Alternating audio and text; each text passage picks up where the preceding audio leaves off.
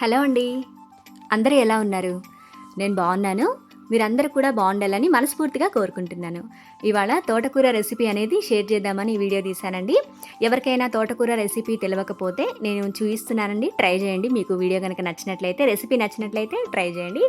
ఇక్కడైతే తోటకూర అయితే ఈ విధంగా ఉందండి. చాలా ఫ్రెష్‌గా ఉంది. 20 రూపీస్‌కి 5 కట్టలొచ్చినాయండి. ఇంక తీసుకురావడమే బావుంది గదా అని జెప్పేసి ఈవినింగ్ టైము కర్రీ ఏం లేకుండే.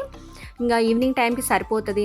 4 మెంబర్స్‌కి ఈవినింగ్ టైము ఒక పూటకి సరిపోతదని జెప్పేసి నీట్‌గా ఇవన్నీ తీసేసుకున్నాను. 2 టమాటాలు, 3 పచ్చిమిరపకాయలు, ఒక ఆనియన్ అంతే. ఈ ఇంగ్రీడియెంట్స్ తోటి ఇప్పుడు తోటకూర రెసిపీ అనేది మీకు షేర్ చేస్తున్నాను.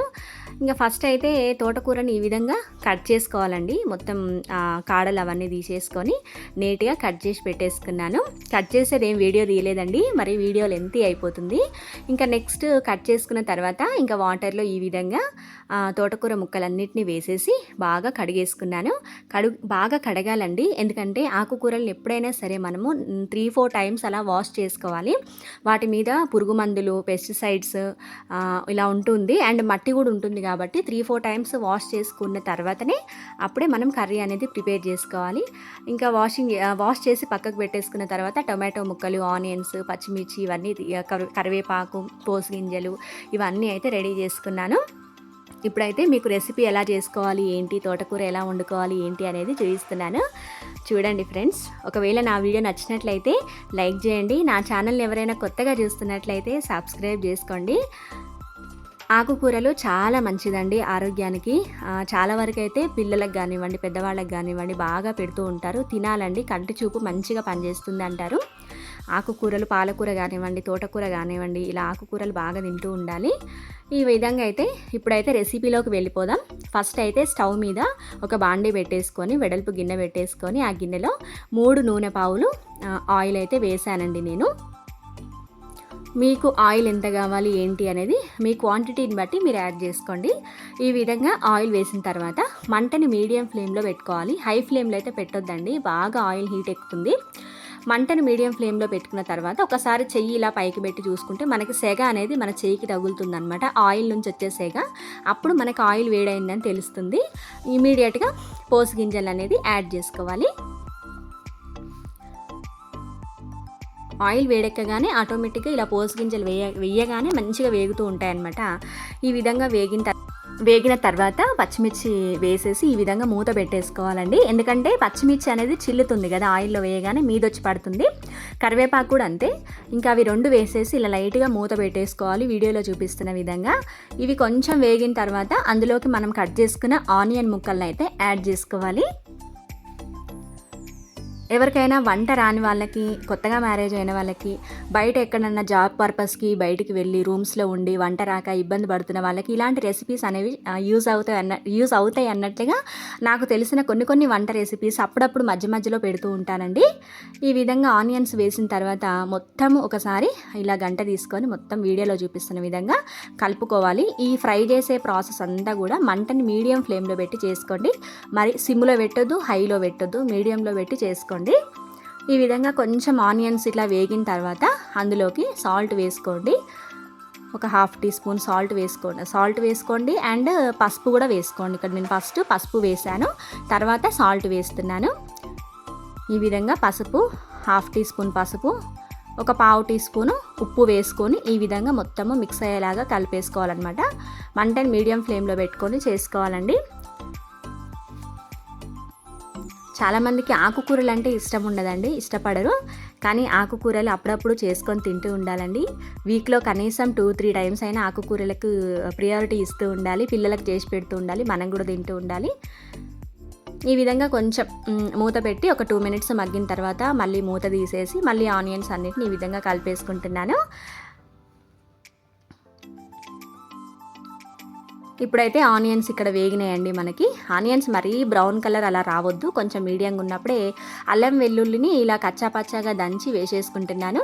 మీ దగ్గర అల్లం వెల్లుల్లి పేస్ట్ ఉందనుకోండి, పేస్ట్ వేసుకున్నా పర్వాలేదన్నమాట. నేనైతే అల్లం వెల్లుల్లి పేస్ట్ ఈ విధంగా చేసి వేసుకుంటున్నాను. ఈ మధ్యన అల్లం వెల్లుల్లి పేస్ట్ ఎక్కువగా దంచి స్టాక్ పెట్టుకోవట్లేదండి, ఎందుకంటే ఫ్రిడ్జ్లో పెడితే ఫంగస్ ఫామ్ అవుతుంది అంటున్నారు. ఇంకా బయట పెట్టినా అంత ఉండట్లేదు, అందుకే ఎప్పటికప్పుడు ఇమీడియట్గా చేసి వేస్తూ ఉన్నాను అనమాట అల్లం వెల్లుల్లి పేస్ట్.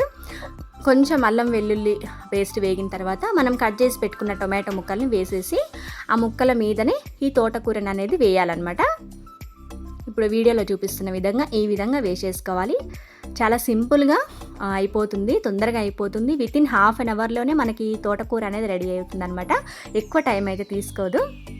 ఈ విధంగా తోటకూరని మొత్తం కూడా మనము కడాయిలో వేసేసుకొని కలపకుండా ఏం చేయొద్దండి, డైరెక్ట్ మూత పెట్టేసి మంటని సిమ్లో పెట్టేసేయండి. మీడియం కూడా కాదు, కొంచెం సిమ్లో పెట్టేసి ఒక 5 మినిట్స్ తర్వాత మూత తీసి చూస్తే ఈ విధంగా మొత్తము మగ్గి ఉంటుందన్నమాట.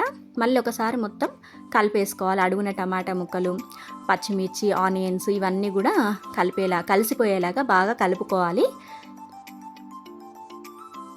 ఈ విధంగా వీడియోలో చూపిస్తున్న విధంగా కలుపుకోవాలి.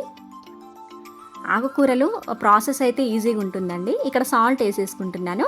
ఫస్ట్ ఆనియన్స్లో ఒక 1/2 టీ స్పూన్ వేసాను ఆనియన్స్ కోసం. ఇక్కడ తోటకూరలో మన రుచికి సరిపడినంత సాల్ట్ అయితే వేసుకోవాలన్నమాట. మరీ ఎక్కువ సాల్ట్ అయితే వేయొద్దండి. సాల్ట్ వేసి ఇలా మూత పెట్టేసి ఒక 5 మినిట్స్ తర్వాత మూత తీసి చూస్తే ఈ విధంగా వేగుతూ వాటర్ వచ్చేస్తూ ఉంటుందన్నమాట. ఆకుకూరల్లో సాల్ట్ ఎక్కువ వేయొద్దండి, ఎందుకంటే తొందరగా ఉప్పు ఎక్కువైపోతుంది అనమాట. కొంచెం చూసుకొని ఉప్పు తక్కువ వేసుకోవాలి. ఆకుకూరలకు ఉప్పు ఎక్కువగా పట్టదు. ఈ విధంగా టొమాటో ముక్కలు అన్నీ కూడా స్మాష్ చేసుకుంటూ ఉండాలన్నమాట. వీడియోలో చూపిస్తున్న విధంగా మంచిగా ఒక జ్యూస్ లాగా దాంట్లో ఉన్నటువంటి గ్రేవీ అంతా బయటకు వస్తుంది. ఇలా టొమాటో ముక్కల్ని స్మాష్ చేసుకుంటూ ఉంటే ఇంకా టొమాటాలు ఇంకా 2 టొమాటాలు వేసుకొని కూడా చేసుకోవచ్చు. కొంచెం పుల్లగా అవుతుంది, ఇంకా మీ టేస్ట్ని బట్టి మీరు చేసుకోవచ్చు. ఈ విధంగా నేను కొంచెం కారం కూడా యాడ్ చేస్తున్నాను. టొమాటో ముక్కలు స్మాష్ చేసిన తర్వాత మళ్ళీ కారం యాడ్ చేస్తున్నాను. ఆల్రెడీ పచ్చిమిర్చి వేసాం కాబట్టి కారం చూసుకొని వేసుకోవాలి. కారం వద్దు అనుకుంటే మనం డైరెక్ట్ పచ్చిమిర్చి కొన్ని ఎక్కువ వేసుకొని పచ్చిమిర్చితోటే చేసుకోవచ్చు. నేనైతే కొంచెం కారం కూడా యాడ్ చేస్తున్నాను కాబట్టి పచ్చిమిర్చి తక్కువ వేసాను అనమాట. కారం వేసిన తర్వాత ఈ విధంగా అయితే మొత్తము కలిపేసుకొని మూత పెట్టేసుకొని ఎక్కువసేపు అవసరం లేదు, ఒక 5 మినిట్స్ మగ్గనివ్వాలన్నమాట. మంటని సిమ్లో పెట్టాలి, హైలో పెట్టొద్దు, మీడియంలో పెట్టొద్దు, ఎందుకంటే ఊరకనే అడుగంటుతుంది అనమాట. మనం కారం వేసినప్పుడు ఏ కూరలైనా సరే ఊరకనే అడుగంటుతాయండి. ఈ విధంగా కలిపేసుకొని ఒకసారి టేస్ట్ చూసుకోవాలి, ఉప్పు కారం అన్నీ సరిపోయినాయా లేదా అని చెక్ చేసుకోవాలి. అన్నీ సరిపోకపోతే మళ్ళీ ఒకసారి ఉప్పు కారం తగ్గినట్లయితే యాడ్ చేసుకోవాలి. ఇక్కడైతే అన్నీ కరెక్ట్గా సరిపోయినాయి. సరిపోగానే చూసుకున్న తర్వాత ఇంకా మూత పెట్టేసి ఒక 5 మినిట్స్ మగ్గించిన తర్వాత స్టవ్ ఆఫ్ చేసుకుంటే ఎంతో టేస్టీ అయినటువంటి హెల్దీ అయినటువంటి తోటకూర కర్రీ అయితే రెడీ అవుతుందండి. చాలా బాగుంటుందండి. జొన్న రొట్టె మీద కానీ, చపాతీలో కానీ, రైస్లో కానీ ఎలాగైనా తినొచ్చు.